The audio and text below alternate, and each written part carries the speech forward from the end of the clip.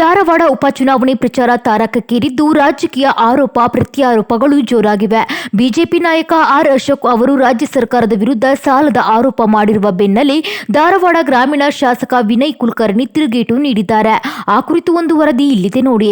ಹೌದು, ಧಾರವಾಡ ಉಪಚುನಾವಣೆಯ ಪ್ರಚಾರದ ವೇಳೆ ಬಿಜೆಪಿ ನಾಯಕ ಆರ್ ಅಶೋಕ್ ರಾಜ್ಯ ಸರ್ಕಾರ ಸಾಲದ ಮೇಲೆ ಸರ್ಕಾರ ನಡೆಸುತ್ತಿದೆ ಎಂದು ಆರೋಪಿಸಿದ್ರು. ಆ ಆರೋಪಕ್ಕೆ ಬೆಳಗಾವಿ ಜಿಲ್ಲೆಯ ಕಿತ್ತೂರಿನಲ್ಲಿ ಪ್ರತಿಕ್ರಿಯೆ ನೀಡಿದ ಶಾಸಕ ವಿನಯ್ ಕುಲಕರ್ಣಿ ಅಶೋಕ್ ಹೇಳಿಕೆಯನ್ನ ತಳ್ಳಿಹಾಕಿದ್ರು. ಯಾವ ಸರ್ಕಾರದ ಅವಧಿಯಲ್ಲಿ ಎಷ್ಟು ಸಾಲವಾಗಿದೆ ಎಂಬುದನ್ನು ಮುಖ್ಯಮಂತ್ರಿ ಸ್ಪಷ್ಟವಾಗಿ ತಿಳಿಸಿದ್ದಾರೆ. ಕೇಂದ್ರದಲ್ಲಿ ಮನಮೋಹನ್ ಸಿಂಗ್ ಇದ್ದಾಗ ಎಷ್ಟು ಸಾಲ ಇತ್ತು, ಈಗ ನರೇಂದ್ರ ಮೋದಿ ಅವಧಿಯಲ್ಲಿ ಎಷ್ಟು ಸಾಲವಾಗಿದೆ ಎಂದು ಹೋಲಿಕೆ ಮಾಡಿ ನೋಡಬೇಕು ಎಂದರು. ರಾಜ್ಯ ಮತ್ತು ದೇಶ ಅಭಿವೃದ್ಧಿಯಾಗಬೇಕಾದರೆ ಸಾಲ ಅನಿವಾರ್ಯ ಎಂದು ವಿನಯ್ ಕುಲಕರ್ಣಿ ಸಮರ್ಥನೆ ನೀಡಿದ್ದಾರೆ. ನಗರಗಳು ವೇಗವಾಗಿ ಬೆಳೆಯುತ್ತಿವೆ, ಜನರ ನಿರೀಕ್ಷೆಗಳು ಹೆಚ್ಚುತ್ತಿವೆ.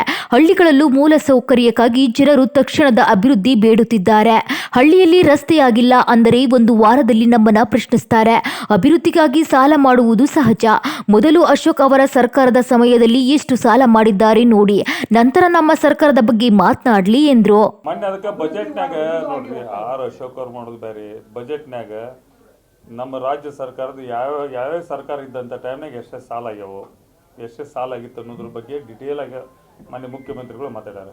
ಇವನ್ ಕೇಂದ್ರ ಸರ್ಕಾರದಾಗೂ ಮನಮೋಹನ್ ಸಿಂಗ್ ಇದ್ದವ್ರು ಎಷ್ಟು ಸಾಲ ಇತ್ತು, ಇವತ್ತು ಮೋದಿ ಅವ್ರು ಬಂದ ನಂತರ ಎಷ್ಟು ಸಾಲ ಆಗೈತಿ, ಇವತ್ತು ಎಷ್ಟು ಮೋದಿ ಅವ್ರು ಸಾಲ ಮಾಡಿರ, ಅದು ಕಂಪ್ಯಾರಿಸನ್. ಬರೀ ಇವತ್ತು ರಾಜ್ಯ ಬೆಳಿಬೇಕು ಅಥವಾ ದೇಶ ಬೆಳಿಬೇಕಂದ್ರೆ ಸಹಜವಾಗಿ ಯಾವ ಡೆವಲಪ್ಮೆಂಟ್ ನಡೀತಾವೆ ಅದ್ರ ಮ್ಯಾಗ ಸಾಲ ತಗೊಳ್ಳುವಂಥ ಪರಿಸ್ಥಿತಿಗಳು ಇರ್ತಾವೆ.